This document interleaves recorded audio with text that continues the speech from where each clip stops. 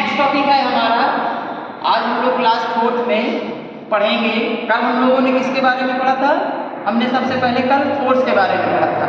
Chapter है आपका force, work and energy. तो नेक्स्ट टॉपिक आता है आपका वर्क। वर्क क्या होता है? When work is applied on any object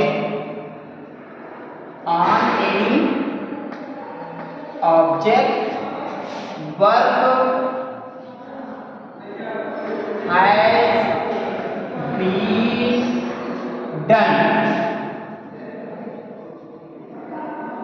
work has been done, इसका मतलब कि जब हम किसी भी ऑब्जेक्ट पर फोर्स लगाते हैं तो ऑब्जेक्ट आपका क्या करता है? रिएक्ट करता है, यानी वो अपना पोजीशन चेंज कर लेता है। तो अब हम क्या कहेंगे? वर्क हो चुका है। ठीक है। अब मान लीजिए जैसे कि ये चार्ट है, ये आपका क्या है? एक ऑब्जेक्ट है। चार्ट तो अपने आप जाके लिखेगा नहीं, तो हमको क्या करना पड़ता है? हमको चार्ट को उठाकर बोर्ड पर लिखना पड़ता है, तब आपको बोर्ड पर दिखाई पड़ेगा। इसका मतलब कि चार्ट ने अपना काम कब किया? जब हम इस पर कोई भी एक्सटर्नल फोर्स लगाते हैं। तो हम क्या कहेंगे? वर्क हैज बीन डन, यानी कि वर्क आपका कंप्लीट हो गया है। ठीक है। और ये सारे ऑब्जेक्ट्स जो हम यूज करते हैं, ज्यादातर सारे ऑब्जेक्ट्स कैसे होते हैं? आपके नॉन लिविंग्स होते हैं। तो नॉन लिविंग्स मालूम है कि अपने आप मूव नहीं कर सकते। They do not move its own. तो ये है आपका वर्क। ठीक है। नेक्स्ट टॉपिक आता है आपका एनर्जी। तो एनर्जी में सबसे पहले हमको जानना होगा कि एनर्जी होती क्या है। तो एनर्जी क्या है? The ability to do work is called energy. Energy क्या होती है? The ability to do work is called energy, यानी कि जो कार्य करने की कैपेसिटी होती है, क्षमता होती है, हम उसको क्या कहते हैं? एनर्जी कहते हैं। तो यहाँ पर एनर्जी हम लोग डिफरेंट टाइप्स के यूज करते हैं, लेकिन एनर्जी होती क्या है? केवल सिंगल ही। पूरे वर्ल्ड में एनर्जी एक ही प्रकार की होती है, लेकिन हम लोग उसको डिफरेंट टाइप्स के एनर्जी को यूज करते हैं। अब ये डिफरेंट टाइप्स, तो इसका मतलब है कि एनर्जी भी कुछ डिफरेंट टाइप्स के होते हैं। तो नेक्स्ट टॉपिक में हम लोग पढ़ेंगे टाइप्स ऑफ एनर्जी।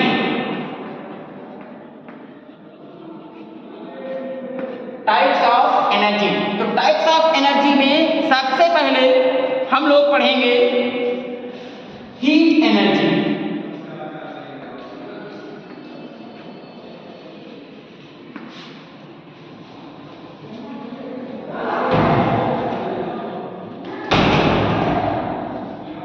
तो सबसे पहले हम क्या पढ़ेंगे? Heat energy. हीट एनर्जी देखिए क्या होती है। हीट क्या होता है? वार्म।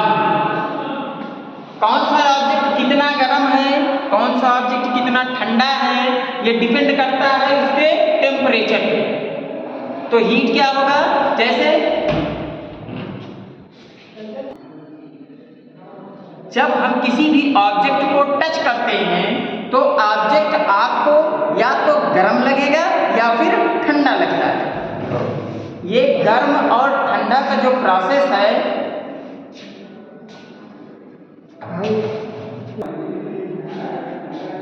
तो एनर्जी प्रेजेंट होती है हीट के रूप में। ये किस पर डिपेंड करता है? टेम्परेचर पे। तो जिस ऑब्जेक्ट का टेम्परेचर ज्यादा होगा वो ज्यादा गर्म होगा, और जो ऑब्जेक्ट आपका जिस ऑब्जेक्ट का टेम्परेचर कम होगा वो आपका ऑब्जेक्ट कैसा होगा? ठंडा होगा। तो ये किस पर डिपेंड करता है? हीट पर। कौन सा ऑब्जेक्ट कितना गर्म है, उस ऑब्जेक्ट में जो एनर्जी प्रेजेंट होगी उसको हम क्या कहेंगे? हीट कहते हैं। तो हीट एनर्जी आप समझ गए होंगे।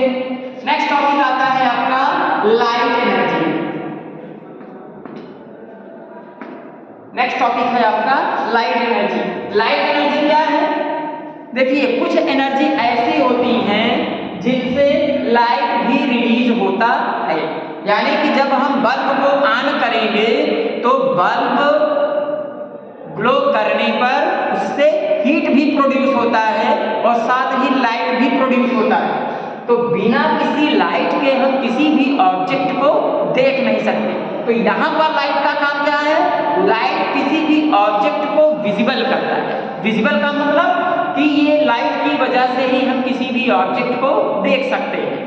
अभी वही रात का समय हो, अंधेरे रूम अंधेरा हो, अगर आपको कोई चीज लेना है तो रात के अंधेरे में आपको कोई भी ऑब्जेक्ट दिखाई नहीं पड़ता है। क्यों? क्योंकि उस समय लाइट नहीं होती है।